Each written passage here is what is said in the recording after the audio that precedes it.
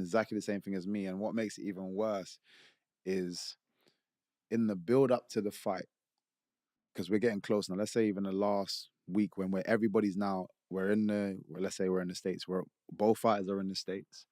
There's at some point in that week, you're not going to make the weight.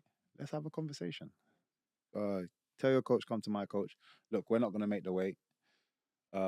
You tell your fighter not to stress out. It doesn't matter because we're the ones fighting. So I didn't have to lose that much weight. I could have stayed 1.5 kilos up. We could have arranged because it's not for a belt, we could have arranged a catch weight. And they do that a lot. And so, but you waited for me to make the weight to then tell me. So again, it's like trying to keep those little advantages. And again, you have to have the right It feels team. like it's cheating, bro.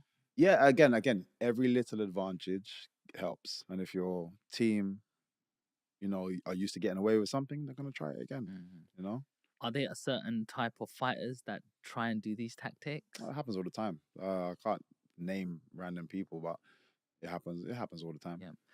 How much does drugs play in the sport of UFC? I know. There's VADA testing and stuff like that in boxing. I don't know what the rules are in UFC. Do you get testing done? I got drug tested 2 weeks ago. Put it this way: since I've joined the UFC, I've been drug tested 5 times. They don't play games. Like I literally got stepped off the plane the other day, got home, and the guy's like, "Yeah, we called. I'm waiting outside your house." It's like, all right, cool, whatever. You just we need some of your pee. Yeah, they literally and you have to do a 3-month in advance, know where you're gonna be type thing. Yeah. So I have to tell everybody exactly where I'm gonna be. I don't know where I'm gonna be week to week. So that's difficult for me. But I try to do that generic. So as long as I haven't gone too far, they have a certain time frame that if they've called you that you have to get over to them.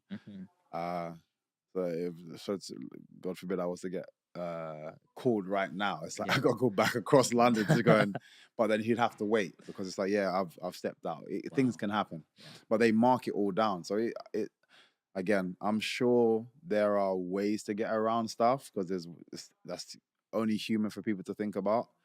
But it's very difficult.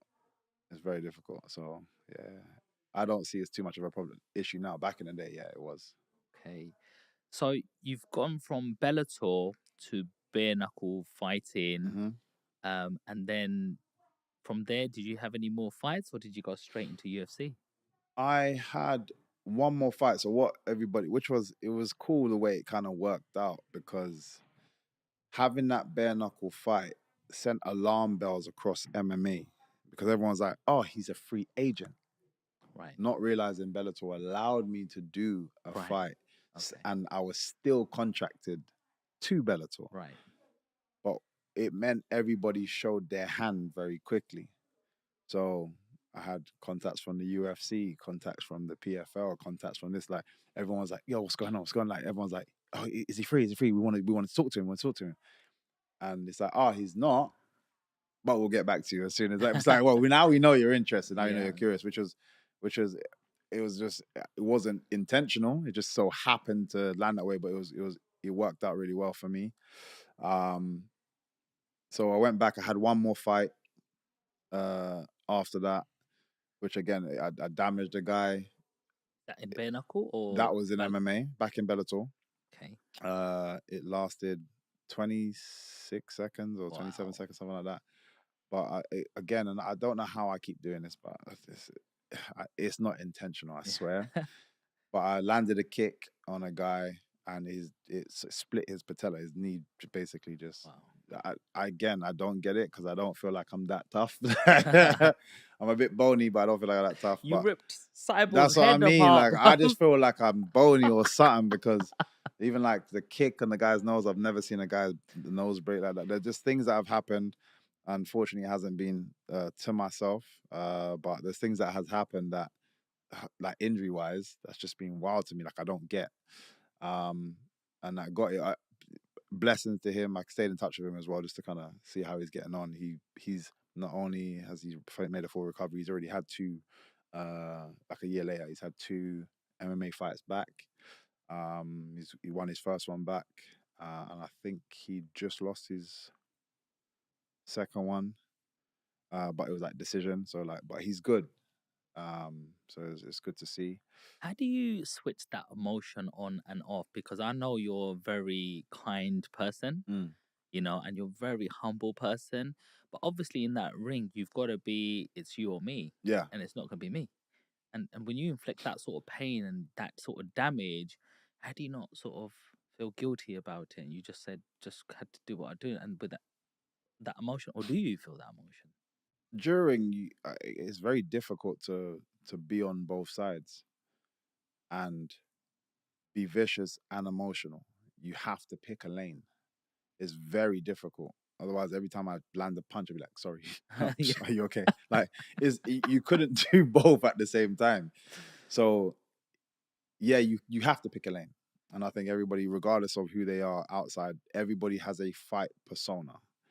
My fight persona is MVP. MVP is a very selfish person, and he's going in there for the kill. Michael Page on the other side, like, very different person. Both sides have aspects of each other. It's like a um just what's the word I'm looking for? Like alter ego that is just coming out. And I always try to draw people down to people, like obviously a lot of people, especially in this country, into football.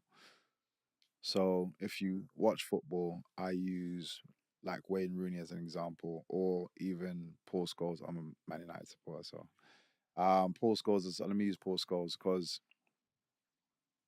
everybody talks about how vicious this man was. Running, he's trying to take off your legs.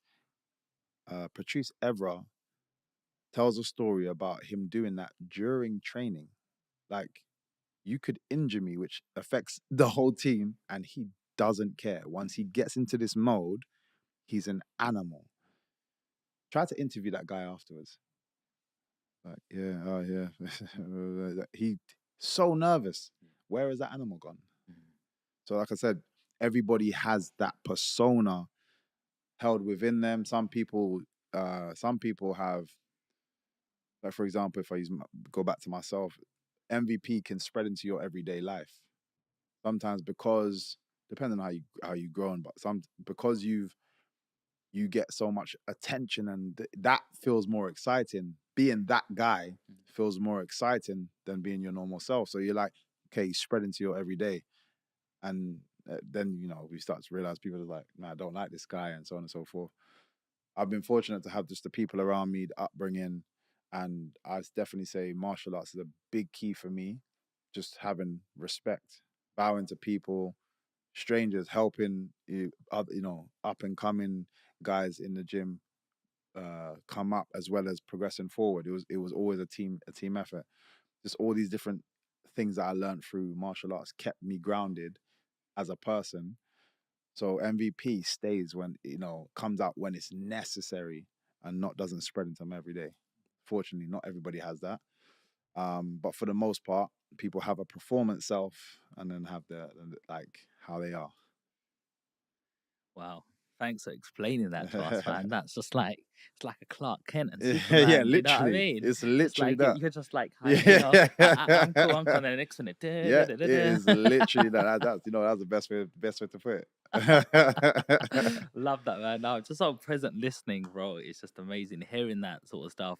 So let's talk about the fight you had with Kevin Holland. Yeah. I really enjoyed that fight. Actually, it just really made me appreciate how much of a striker you are. Mm. Them punches, the spinning elbows. Man, I don't know how you got that flexibility. I can barely just do this. Your elbows are already over there. You know what I mean? And yeah, let's go through that fight because there was a time where he kind of I thought he got you the Mm. way he locked you, and then I don't know what you did, and you just got out of it. And it was like, how do you? Someone's in their best position, and you've just like come out of it. Like, let's talk about that fight. What did you? How did you prepare for that fight going in? Again, I always try to just I always see it as if I can be better than my previous self than my opponent. I don't really care for my opponent. So, as much as I know, I'm a fan of Kevin Holland, and it was even when I was speaking. So I was speaking to it was Hunter Campbell, who's like Dana White's right hand man. he's the one running so much, man. He's an amazing guy, such a cool guy. He's the one that kind of signed me on. He's like, look, this is the partnership. You need anything, you speak to me. You know, you got any ideas, speak to me. But when he was kind of initially had our meeting about signing to UFC, he was like, how do you see your run? I was like, put me in the deep end and see if I can swim. Literally, because there's no point in me wasting time. I've been in the game long enough. I don't need to be built up. I think people are aware